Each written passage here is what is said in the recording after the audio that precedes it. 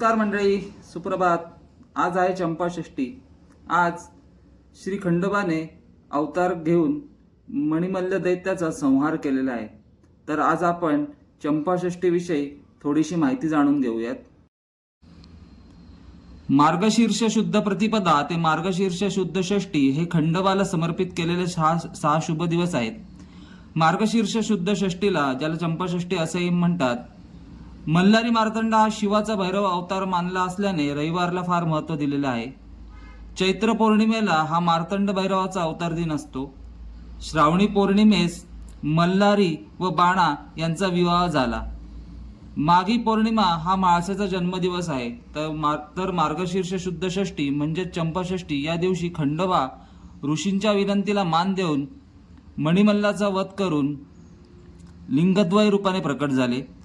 श्री खंडोबा हे महाराष्ट्राचे कुलदैवत आहे. चंपाषष्ठी उत्सव हा एक चैतन्यशील आणि आनंदी हिंदू सण आहे.